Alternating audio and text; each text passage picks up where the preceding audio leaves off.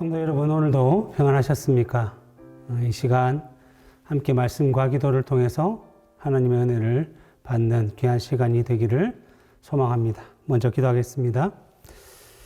하나님, 오늘 이 시간에도 우리 성도들이 함께 각 가정에서 하나님의 은혜를 사모하며 이 말씀의 자리, 기도 자리에 함께 할 수 있도록 인도해 주셔서 감사드립니다.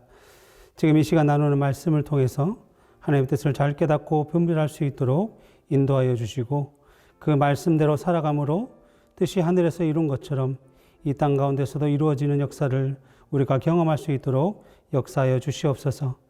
하나님, 지금 우리가 살아가고 있는 이 시대가 코로나로 인해 걱정스럽고 또한 개인과 가정과 여러 가지 주어진 문제와 일들로 인해 힘들고 어려운 시기이지만 이럴 때일수록 걱정과 근심으로 우리 인생을 그냥 보내는 것이 아니라 언제나 자기 백성을 선하게 인도하시며 보호하시는 하나님을 기억하며 하나님의 약속을 의지하며 살아갈 수 있도록 역사하여 주시옵소서. 그래서 이 세상이 알 수도 없는, 경험할 수도 없는 하늘의 신령한 복과 은혜를 체험할 수 있도록 하여 주시고 그러한 하나님의 놀라운 일하심을 통해 우리가 하나님의 백성으로서 이 세상을 살아가는 것이 정말 복된 인생이라는 것을 확신하며 살아갈 수 있도록 은혜를 더하여 주시옵소서. 이 모든 말씀 예수 그리스도의 이름으로 기도드렸습니다. 아멘. 오늘 함께 읽은 말씀은 누가복음 5장 27절에서 32절 말씀입니다. 누가복음 5장 27절에서 32절 말씀입니다. 우리가 같이 한 목소리로 함께 읽도록 하겠습니다.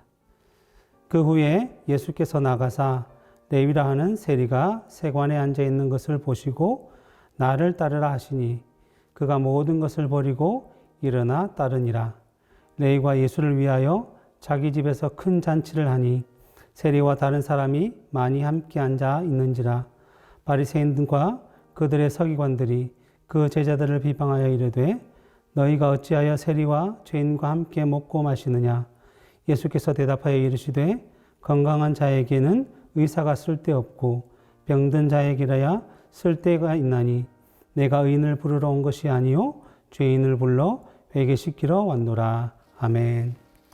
오늘 본문은 이스라엘 백성들에게 죄인 취급을 받던 세리라는 직업을 가진 레위를 예수님께서 자신의 제자로 부르시는 사건을 통해서 하나님께서 우리에게 주시는 교훈들을 함께 살펴보고자 합니다.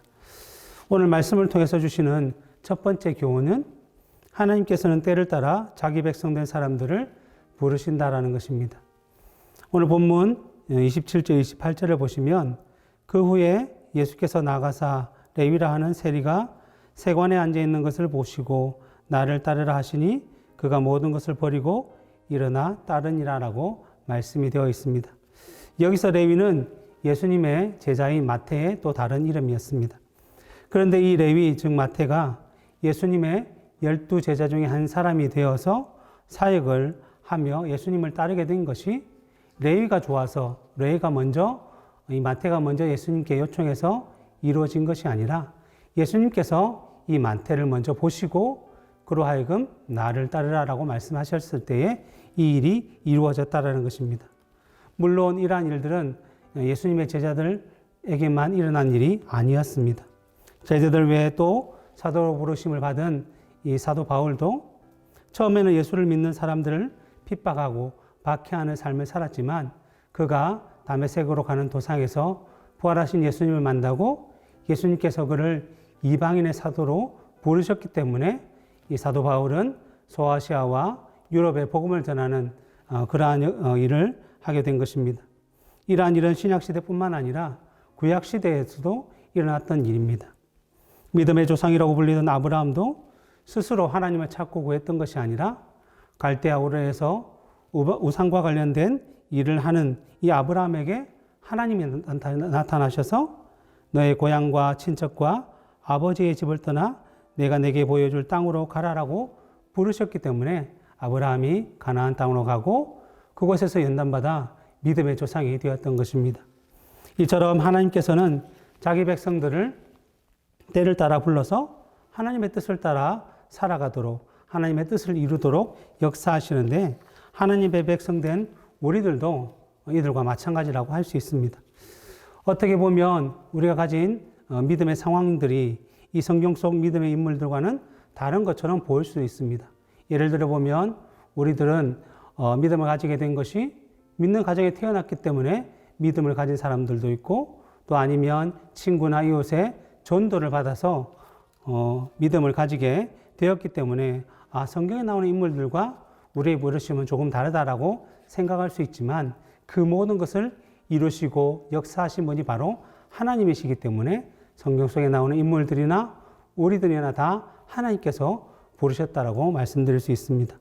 그래서 로마서 8장 30절에 보면 또 미리 정하신 그들을 또한 부르시고 부르신 그들을 또한 의롭다고 하시고 의롭다고 하신 그들을 또한 영화롭게 하셨다라고 말씀하고 있습니다. 하나님께서는 우리가 선이나 악을 행하기 전에 먼저 자기 백성으로 작정하셨다가 때를 따라 이 땅에 보내시고, 그러한 우리들을 여러 가지 상황에 따라 부르실 뿐만 아니라 아브라함을 믿음의 조상으로 만들어 가시고 죄인 취급받던 세리 마태를 예수님의 제자로 사도로 만들어 가셨듯이 우리도 또한 하나님의 뜻을 이루기에 합당하게 의롭게 또 영화롭게 하신다라고 말씀하고 있습니다. 그러기에 우리의 믿음의 시작이 우리가 아니라 하나님의 부르심으로 시작되었다는 사실을 잘 기억한다면 변함없이 신 그 하나님의 일하심을 확신하면서 사도 바울이 내가 확신하노니 사망이나 생명이나 천사들이나 권세자들이나 현재일이나 장래일이나 능력이나 높음이나 깊음이나 다른 어떤 피조물이라도 우리를 우리 주 그리스도 예수 안에 있는 하나님의 사랑에서 끊을 수 없으리라고 한 그 고백처럼 우리 삶 가운데도 참된 신앙 고백으로 이러한 일들이 점점 드러나게 될 것입니다. 그리고 오늘 말씀을 통해서 주시는 두 번째 교훈은 예수님은 죄인을 불러 구원하시기 위해 이 땅에 오셨다라는 것입니다. 오늘 본문 31절 32절을 보시면 예수께서 대답하여 이르시되 건강한 자에게는 의사가 쓸데없고 병든 자에게라야 쓸데가 있나니 내가 의인을 부르러 온 것이 아니요 죄인을 불러 회개시키러 왔노라라고 말씀하고 있습니다. 이 당시 바리새인과 서기관들은 율법 교사로서 율법을 가르치고 또 율법대로 살아가는 일에 열심을 내었던 사람들이었습니다. 그래서 자신들은 율법을 잘 지키며 의를 이루고 있다라고 착각을 했던 것입니다. 사도 바울도 이전에 바리새인이었기 때문에 그가 예수님을 만나기 전에는 내가 율법의 의로는 흠이 없는 자다라고 생각을 했다라고 고백하였습니다. 그러나 사도 바울이 예수 그리스도를 믿고 난 이후에 자신에 대해서 말할 때 나는 죄인 중에 괴수다라고 말한 것을 우리는 알고 있습니다. 이처럼 바리새인들은 율법을 주신 그 하나님의 뜻을 온전히 알고 가르치고 행한 것이 아니었습니다. 로마서 3장 20절에 보면 그러므로 율법의 행위로 그의 앞에 의롭다 하심을 얻을 육체가 없나니 율법으로는 죄를 깨달음이다라고 말씀하고 있습니다. 이 말씀처럼 율법이라는 것은 하나님께서 자기 백성들에게 이것을 너희가 완전히 지켜야 한다, 꼭 행하여야 한다라고 주신 것이 아니라 율법을 통해서 우리가 죄를 깨닫고 우리는 율법을 온전하게 지킬 수 없는 죄인이란 사실을 알고 나서는 하나님의 은혜와 긍휼을 구하는 자리로 나아도록 하기 위해서 주셨다라는 것입니다. 지금 당시 죄인이라고 불리던 세리들은 자신들의 죄를 사하실 분은 오직 예수 그리스도밖에 없다는 사실을 알고 깨달았기 때문에 예수님께로 나아올 수 있었던 것입니다. 그러나 스스로 죄인이 아니라 의인이라고 생각하던 바리새인과 서기관들은 자신의 의로 자신이 구원에 이를 수 있다라고 믿었기 때문에 예수께서 이 땅에 오신 이유를 전혀 이해하지 못했던 것이고, 그러기에 예수님 앞으로 나오지 못하고 예수님이 필요 없는 삶들을 살아가고자 했던 것입니다. 그래서 그들은 예수님과 함께하고자 한 것이 아니라 죄인과 함께 하시는 예수님을 비방하며 비판만 하고 있었던 것입니다.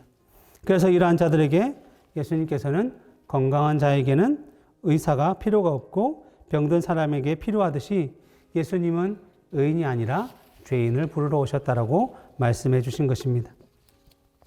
마지막으로 오늘 말씀을 통해서 주시는 세 번째 교훈은 부르심을 받은 사람은 회개에 합당한 열매를 맺어야 한다는 것입니다. 본문 32절에 보면 후반전에 죄인을 불러 회개시키러 왔다라고 예수님께서 말씀하고 계십니다. 자신이 죄인이라는 사실을 깨닫고 그 죄가 예수님으로 말미암아 사함받게 되었다는 것을 안다면 이제 새로운 삶을 열매로 나타내 보여야 한다는 것입니다. 세리마태가 예수님을 만나기 전에는 지배국인 로마를 위해서 또 자신의 이익을 위해서 동족의 돈을 거두며 죄인이라고 손가락질을 받았고 억울한 취급을 당했지만 그 일을 그만두지 않았습니다. 그러나 예수 그리스도를 만나고 그분의 부르심 가운데 참된 진리와 구원의 진리가 있다는 사실을 깨닫자마자 그는 그 모든 것을 버리고 예수님을 따랐다라고 말씀하고 있습니다. 누가복음 19장에 나오는 세리장인 삭개오도 예수님을 만나고 믿음으로 변화된 이후에 자신의 소유의 절반을 팔아서 가난한 자들에게 나누어 주고 또 누구의 것을 속여서 취한 것이 있으면 4배나 갚겠다라고 약속하는 모습을 우리가 볼 수 있습니다. 이처럼 회개에 합당한 열매라는 것은 우리가 죄 사함 받은 것이 정말 값 없이 갚을 수 없는 그 하나님의 무한하신 사랑으로 말미암은 것임을 안다면 당연히 우리의 삶을 내가 아닌 하나님의 뜻을 따라 살아가고자 하는 그런 열매를 나타내 보여야 한다는 것입니다.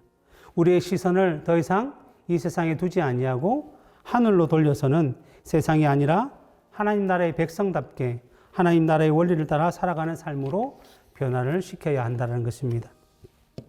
이제 말씀을 맺도록 하겠습니다. 오늘 예수님께서 세리인 마태 자신의 제자를 부르시는 이 사건을 통해서 우리가 반드시 기억해야 할 것은 죄인된 우리를 하나님께서 부르셔서 사랑하셔서 하나님의 뜻을 이루어가도록 만들어 가신다는 것입니다. 그런 가운데 우리는 이러한 구원의 은혜를 베풀어 주신 하나님과 예수 그리스도의 사랑에 감사하며 고린도후서 5장 17절에 그런즉 누구든지 그리스도 예수 안에 있으면 새로운 피조물이라 이전 것은 지나갔으니 보라 새 것이 되었도다라고 하신 이 말씀처럼 죄와 세상을 따라 살아가며 좋아했던 그러한 모습들을 하나씩 버려가면서 하나님의 나라의 백성으로서의 합당한 모습을 살아가며 열매를 맺어갈 수 있도록 늘 말씀과 기도의 자리에 머물 수 있기를 간절히 소망합니다. 이 시간 함께 기도하겠습니다. 먼저 첫 번째로 말씀을 기억하며 기도하기를 원합니다. 하나님께서 예수 그리스도를 통해 우리를 부르시고 구원에 이르도록 해주셨으니 그 은혜에 감사하며 구원에 합당한 삶을 살아가도록 인도하여 주시옵소서라고 기도하고, 두 번째는 교회에서 기도하겠습니다. 너희가 살아나리라라는 표어를 가지고 2021년을 시작하고 있는데 신광교회에 속한 모든 가정이 믿음으로 살아나도록 해 주시옵소서라고 기도해 주시고, 세 번째로는 나라와 열방을 위해서 기도하겠습니다. 코로나로 인해 고통을 받고 있는 우리나라와 열방 가운데 하나님의 긍휼을 베풀어 주셔서 수고하고 헌신하는 자들에게 힘과 위로를 더하여 주시고 이 코로나가 속히 사라져 가도록 은혜를 베풀어 주시옵소서. 이 세 가지 기도 제목과 또 자신의 기도 제목을 더하여서 이 시간 함께 기도하도록 하겠습니다.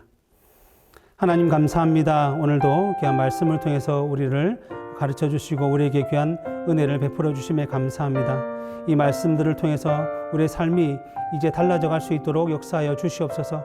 우리가 먼저 하나님을 사랑한 것이 아니라 하나님께서 우리를 작정하시고 자기 백성으로 삼으시고 그로 말미암아서 우리를 이 땅에 보내셔서 하나님을 사랑하는 모습으로 살아갈 수 있도록 인도하여 주셨사오니 그러한 구원에 합당한 삶들을 우리가 살아갈 수 있도록 역사하여 주시옵소서. 하나님을 믿는다고 하면서 바리새인과 서기관과 그 종교 지도자들처럼 형식과 외식에 사무쳐서 아버지 하나님 우리의 마음들이 하나님께로 향하지 못하고 있었다고 한다면 그 모든 것들을 다 용서해 주시고 다 은혜를 더하여 주셔서 그 모든 것을 다 버리고 이제 하늘을 바라보며 하나님 나라의 원리를 따라 살아가며 우리 삶 가운데 회개에 합당한 열매를 맺어갈 수 있도록 역사하여 주시옵소서. 또 특별히 신광교회를 하나님께서 사랑하여 주셔서 이 땅 가운데 은혜를 같이 나눌 수 있도록 세워주셨사오니 하나님 교회에서 우리가 한 몸으로 이 일들을 온전히 이뤄갈 수 있도록 인도하여 주시옵소서. 특별히 2021년에 너희가 살아나는 표를 가지고 우리가 함께 달려나가고자 합니다. 그 가운데 또 우리 믿음의 가정들이 믿음으로 세워질 수 있도록 하나님 인도하여 주셔서 우리 가정이 회복될 수 있도록 인도하여 주시고, 그로 말미암아 우리 교회가 함께 온전히 회복되어진 귀한 시간이 될 수 있도록 축복하여 주시옵소서. 지금 이 땅과 이 나라와 모든 열방이 코로나로 인해서 힘들고 어려워하고 있는 실정에 있습니다. 이러한 가운데 하나님의 은혜가 없이는 우리는 계속적으로 이런 고통을 당할 수밖에 없사오니 하나님의 은혜와 긍휼을 더하여 주시고, 이 일을 통해서 하나님의 귀한 뜻을 우리가 발견할 수 있도록 하나님 인도하여 주시옵소서. 특별히 이것을 지키고 치료하기 위해서 수고하고 헌신하는 모든 자들을 하나님 위로하시고 그들의 힘을 더하여 주셔서 끝까지 이 일들에 매진할 수 있도록 인도하시고, 하나님 은혜로 말미암아 이 코로나가 속히 사라져가는 놀라운 역사를 우리가 경험하며 하나님께 영광 돌리는 그러한 삶들을 살아갈 수 있도록 축복하여 주시옵소서. 각 개인들의 살아가고 있는 삶들 가운데 하나님께서 역사해 주시고, 모두 어려움 가운데 하나님께 기도함으로 하나님의 놀라운 선한 인도하심들을 바라보며 기뻐할 수 있도록 축복하옵소서.